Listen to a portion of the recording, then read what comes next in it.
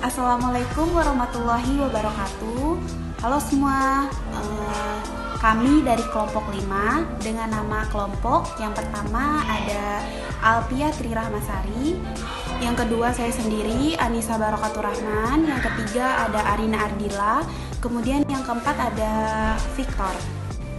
Kami di sini akan menjelaskan tentang laporan keuangan konsolidasi harga perolehan. Metode perolehan adalah metode pencatatan investasi yang pada awal perolehan investasi di mana investor mencatat investasi sebesar biaya. Dividen maupun distribusi laba dicatat sebagai penghasilan. Namun, apabila dividen yang diterima melebihi bagian investor atas laba investasi dipandang sebagai pemulihan investasi. Ada beberapa hal yang harus diperhatikan dalam metode perolehan. 1. Perkiraan investasi saham pada anak perusahaan tidak mengalami perubahan jumlah. 2.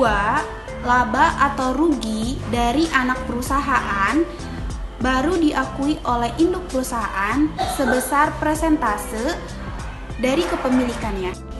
Yang ketiga, penghapusan eliminasi terhadap pikiran-pikiran modal saham.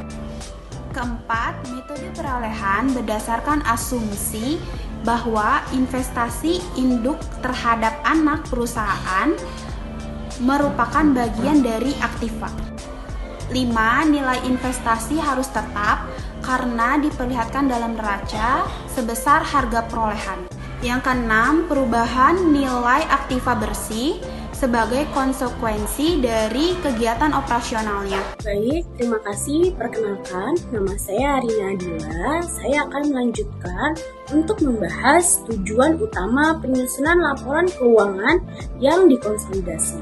Tujuannya yaitu untuk menunjukkan posisi keuangan dan hasil usaha dari berbagai perusahaan afiliasi yang merupakan satu kesatuan. Adapun ciri-ciri metode harga perolehan yakni 1. Laporan laba rugi yang diperoleh perusahaan anak tidak dilakukan penjurnalan. Kedua, eliminasi saldo modal, agio, laporan yang dikonsolidasi perusahaan anak ditentukan dengan bertitik tolak pada posisi neraca. 3. Hak minoritas ditentukan dengan bertitik tolak pada posisi akhir setelah transaksi di kertas konsolidasi. Laporan konsolidasi dengan metode harga perolehan memiliki prosedur akuntansi yakni A. Metode harga pokok didasarkan pada teori bahwa akuntansi investasi dalam sebuah perusahaan anak harus sama dengan akuntansi investasi jangka panjang lainnya yang bentuknya surat-surat berharga. B. Perusahaan induk dan perusahaan anak adalah dua perusahaan yang berbeda. Oleh karena itu, dividen yang diterima atas modal saham perlu ditetapkan sebagai pendapatan. Dan keuntungan atau kerugian atas investasi harus menunggu sampai surat berharga yang dimiliki benar-benar dijual. Dilanjutkan oleh teman saya, Saudara Victor. Terima kasih. Perkenalkan, nama saya Victor Hendy Kusarumaha.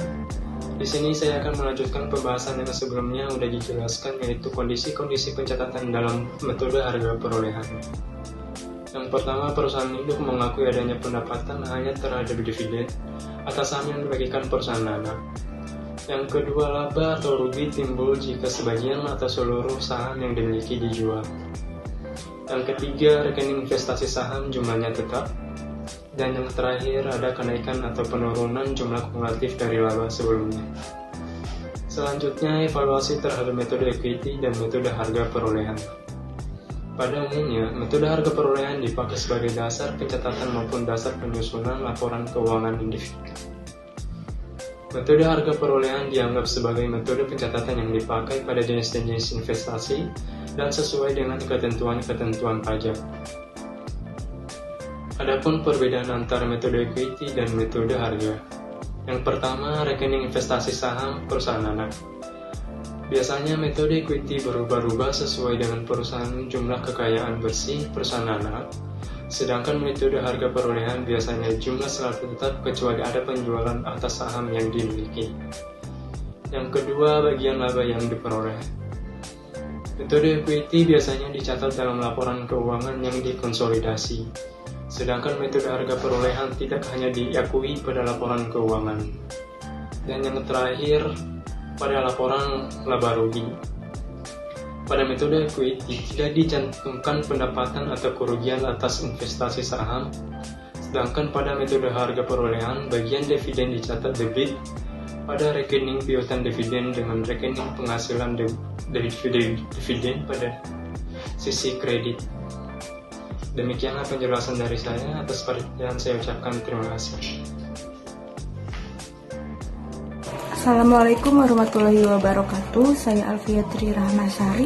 Saya akan melanjutkan penjelasan dari Victor.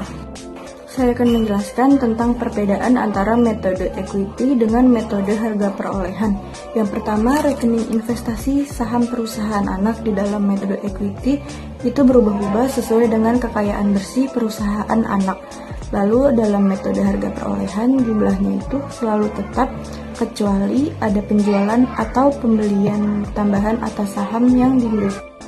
Lalu bagian laba yang diperoleh dalam metode equity dicatat dalam laporan keuangan neraca yang dikonsolidasi. Dalam metode harga perolehan yaitu tidak hanya diakui pada laporan keuangan neraca. Lalu laporan laba rugi dalam metode equity itu tidak mencantumkan pendapatan atas kerugian investasi saham. Dalam metode harga perolehan, bagian dividen dicatat debit pada rekening piutang dividen kas dan dengan rekening penghasilan dividen pada sisi kredit. Selanjutnya saya akan menjelaskan tentang pencatatan metode harga perolehan. Pada saat pembelian investasi, jurnalnya yaitu investasi saham di debit pada kas di kredit. Lalu dalam laba atau rugi anak perusahaan itu tidak dijurnal oleh perusahaan induk. Lalu jurnal dividen kas anak perusahaan dicatat piutang dividen atau kas di debit pada pendapatan dividen di kredit. Ya, untuk perhitungannya yaitu persentase kepemilikan dikali dividen kas anak perusahaan.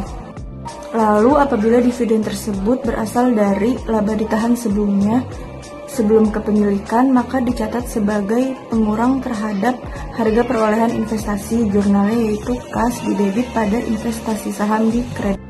Sekian penjelasan dari kelompok kami, kurang lebihnya mohon maaf. Terima kasih. Wassalamualaikum warahmatullahi wabarakatuh.